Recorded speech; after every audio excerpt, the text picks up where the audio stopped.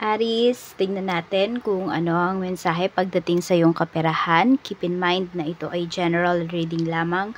So, hindi lahat ay makaka-relate. So, be open-minded. Sa mga hindi pa po nakasubscribe dito sa ating channel, please subscribe na po kayo. And pa-like na din po ng ating video. At sa mga nais pong mag-avail ng ating private readings, ng ating Evil Eye Amulet Necklace at ng ating Tears Bracelet, makikita nyo po yung link sa description box. Tarot Intentions by Aliana Reyes. Tignan natin. Mensahe para sa'yo, Aries. And also, this is timeless po ha. Kung kailan nyo din ito mapanood, pwede pa rin po kayong makaresonate. Check natin yung energy ng kaperahan mo in the past. Spirit guide energy po ng kaperahan. Okay, so we have the Wheel. So, pwedeng 10 months ago, yung iba po sa inyo, Aries, ang ganda nung kaperahan ninyo. Yung mga hinihintay nyo dati, talagang nangyari po siya. Nakuha po ninyo. May mga nakapag-travel din dito. So, ayan, balikan nyo kung ano ba yung mga nangyari, no? Ano ba yung mga ganap 10 months ago sa inyo. May nakapag-travel, may nakabili ng bagong sasakyan, ano pa. Pwedeng nanalo kayo dun sa mga tinatayaan ninyo. So, ang ganda. May mga sudden or unexpected na mga magagandang nangyari sa buhay mo. Last 10 months. Kuha pa tayo ng dalawa pang cards. We have the Dreamer. Okay. Pwedeng may nagsimula ng bagong trabaho dito. Actually, maganda po yung pinapakita ha. We have 10 of Summer. Ang ganda na pinapakita dito pagdating sa kaperahan ninyo. Alam mo yung parang bloom na bloom yung kaperahan mo.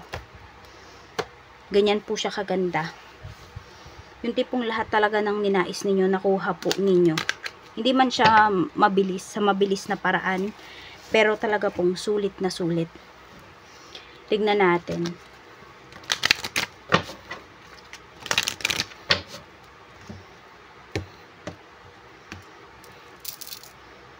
So, ayan pala. Meron tayo ditong Tears Bracelet.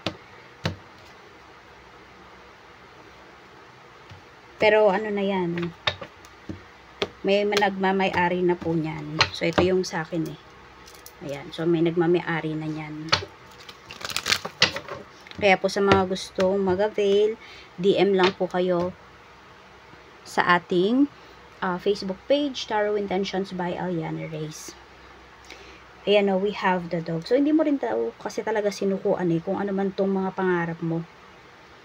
Naging loyal ka dun sa dream mo. And you're very satisfied talaga pagdating sa pera. Pagdating sa mga ganap sa life mo. We have the Snake. Ayan. So, you always trust yourself talaga. Nakikita ko dito, Aries, na ano ba yan? Mataas yung kumpiyansa mo sa sarili. Alam mo ba pag madaming na-attract sa'yo. At saka kapag, actually madaming natatempt sa'yo. Yun yung pinapakita ritong energy mo eh. Very seductive yung energy ng iba sa inyo. Ma-appeal talaga kayo. Kaya ako napapansin nyo, diba? Kunwari, hindi nyo naman hindi nyo intensyon na magkaroon ng karelasyon, hindi nyo intensyon na akitin yung isang tao, pero naaakit sila sa'yo. Sa energy mo pa lang, naaakit na sila. Kaya iba sa inyo dito, okay na okay sa inyo kung kayo ay magnenegosyo. Kasi marami kayong mahahakot ng mga clients. We have the Mice. Ayan. Okay, so pwedeng ito, dun sa part na yun, medyo nagiging negative yun para sa inyo. Kasi meron dito, nasasabihan kayo na meron dito ha, yung parang nagiging interpretation sa inyo ng mga tao, malandi kayo, ganun. Medyo nagkaroon din pala kayo ng problema dito. No, kasi may mga mapagpanggap sa life ninyo 10 months ago. Parang, alam mo yun, may nakuha sila.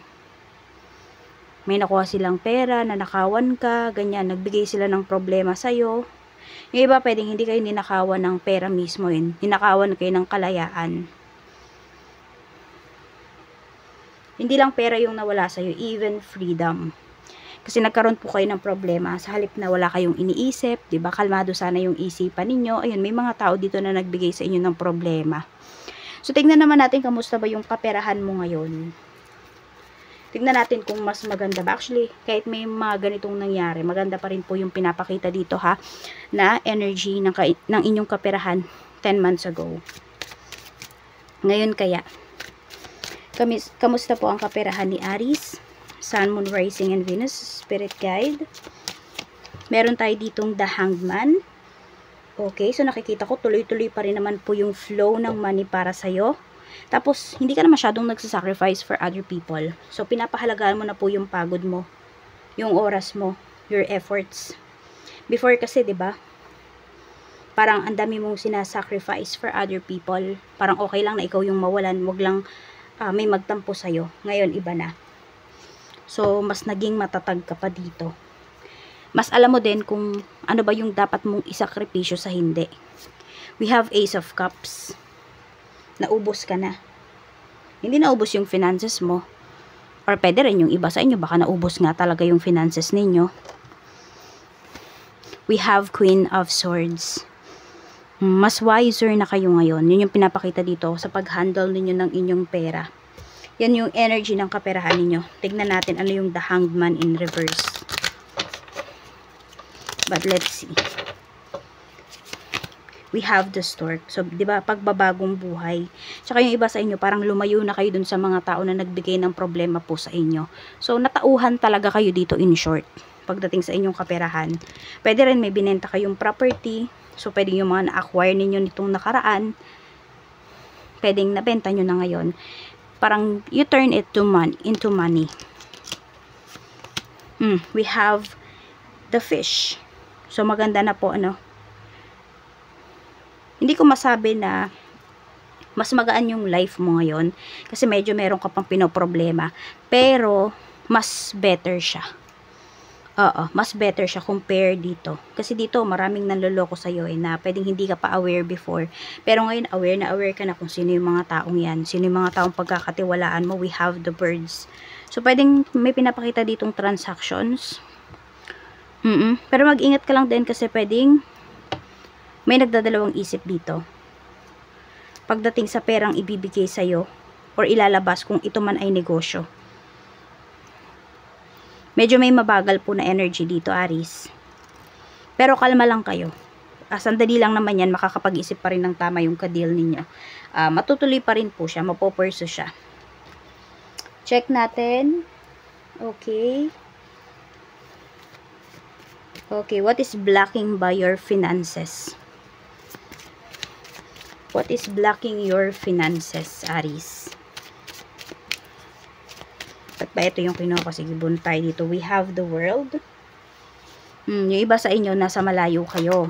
So, pwedeng meron kayong mga, sabi natin, meron kayong mga assets na hindi nyo talaga nahahawakan or hindi nyo talaga, hindi nahahawakan, nahahandle ng mabuti. Tapos, meron din ako nakikita mga unfinished business dito. Harapin mo to. Kasi malaki yung matutulong yan sa'yo. Malaki yung matutulong yan sa growth ng iyong finances. Check po natin. Okay. Ano ba yung blockages mo in terms of money? We have challenges. Ayun. So, lahat naman tayo dumadaan sa mga challenges. Nasa sayo na lang talaga ito, Aries, kung paano mo ba haharapin. Pero sabi ko sa inyo, 'di ba, malakas yung willpower ninyo, malakas yung yung confidence ninyo. May sinabi kong word kanina pero di ko na matandaan kung ano 'yun. We have adventure. Okay. So ayun din. Okay naman yung you do some adventures, pero baka nga may nakakaligtaan po kayo dito. May mga bagay kayo na hindi natatapos. So isa 'yun sa nang bablock sa kaperahan po ninyo. Parang masyado ba kayong na-excite? Intimate relationships. So, pwedeng ito po ay nakakasira or nakakablock din sa inyong finances. Tingnan nyo po, yung tao bang kasama nyo ngayon, parehas ba kayo ng goals? Diba? Parehas ba kayo ng goals na magkaroon ng financial stability? Kung hindi, pag-isipan nyo po kung siya ba talaga yung gusto nyong makasama for life. Kasi pwedeng lagi nyong pagtatalunan is pera.